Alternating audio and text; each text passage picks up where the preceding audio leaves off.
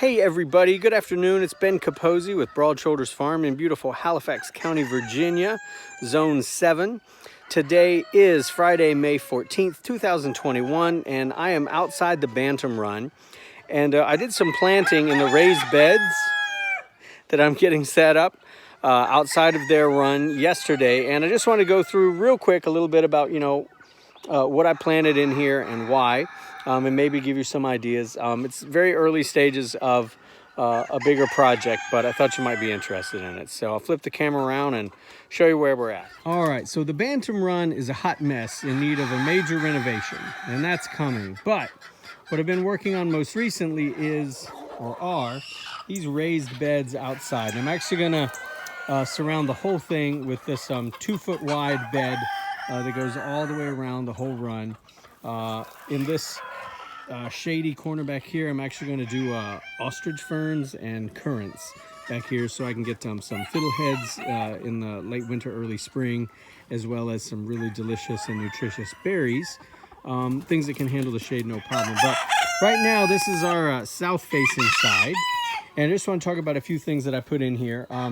They are all behind these protective rings for the time being to get established, lest they get raided or attacked by the Bantam menace, which are a few bantams that routinely come out and over and run around all creation, causing me problems. So the first thing I put in yesterday was this perennial kale. I think it's the Homesteaders Kaleidoscopic Kale Mix. I ordered seeds from the excuse me, from the Experimental Farm Network, which is a great resource. You should check them out online.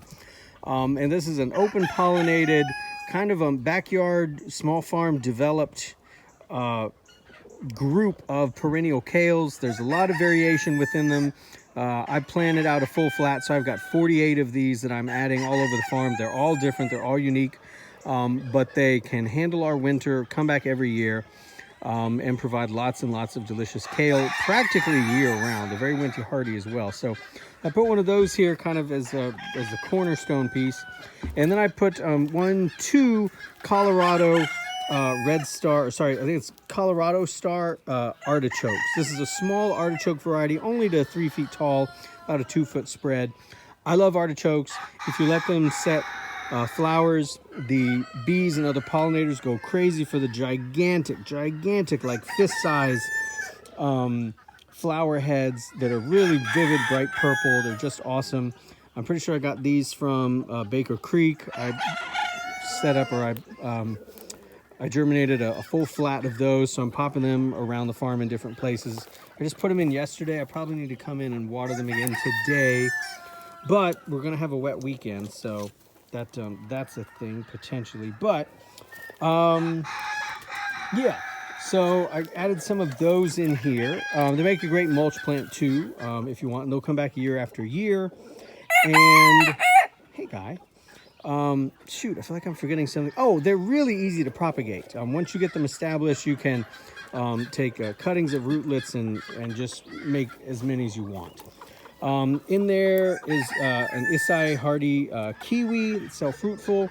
I'm gonna let it grow all the way up the fencing out here to provide some delicious grape-sized kiwi fruit in the early fall. I think September they're ready, and you can eat them skin and all. It's a butterfly weed, one of my favorite varieties of milkweed, not to be confused with butterfly bush, which I'm like one of the only people on the earth that seems to hate that plant. But there's that. Another Colorado Star artichoke. Then there's 1,000 head kale. Really excited about this. This is a very large leafed kale, like 2 foot long, like gigantic kale leaves, like the size of like a human torso. 1,000 head kale, I first learned about it reading in an ATTRA, A-T-T-R-A, which is like a Midwestern farming resource online. In an old article on poultry forage in the winter, and it was a great source of winter greens for poultry in the last century. So I looked up a couple different places. I originally got seeds from Ireland, which is the only place I could find it, but now Baker Creek and I think other places carry it as well. So once that gets established, that will be an excellent. It's listed as a fodder kale, or primarily used for that, but I've heard that people can also eat it too, and I'm not super picky about my kales, but we'll see. This bed, I've still got a lot to do. And last year, before I even built up the beds, I started kind of doing some planting out here. This is a Neptune grape that I have started to gild up. It's a yellow or golden seedless, and I've started to support it with mint. I think that's spearmint. I went ahead and put a rose agastache mint, which is in the hyssop family down here. It's a great tea plant. Actually, probably need to put some more mulch on there, but apparently it favors a kind of dry, arid and poor soil, so hopefully it will do well there. The seed, I ordered that seed like years ago, and I tried to germinate it this year, and out of a whole flat that I planted out, only one actually germinated. So a lot riding on that one plant. And I have a bunch of sage and some other plants that I've already got in flats that are ready to be transplanted out that I can add in here as I go along. I'd like to put in some flowers like echinacea and some other things. Maybe some cane fruit, either blackberry or raspberry, not quite sure yet. But this down here on the corner, I'm really excited about. I got this from Edible Landscaping here in Virginia, up in Afton. This is a princess persimmon. It's traditionally used in Japan as a bonsai.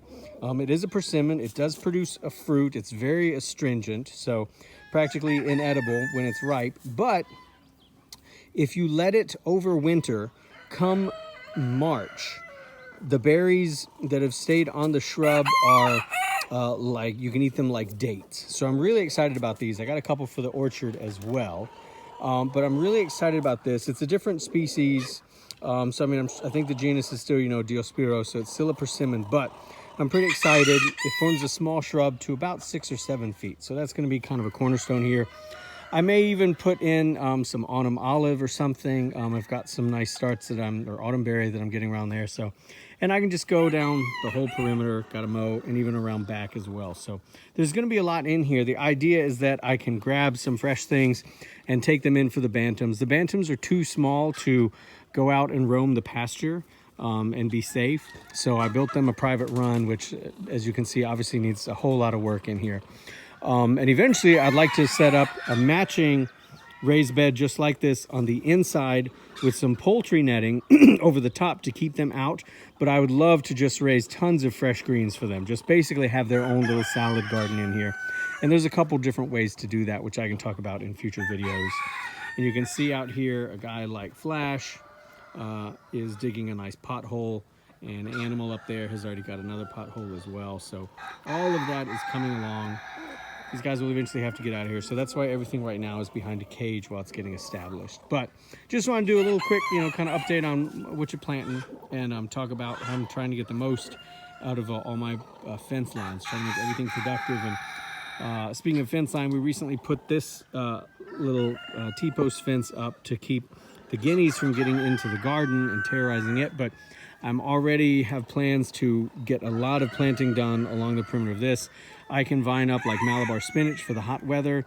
I can do cucumbers. I can do tomatoes. I can trellis a lot of things up there. I can even do some squash or melons.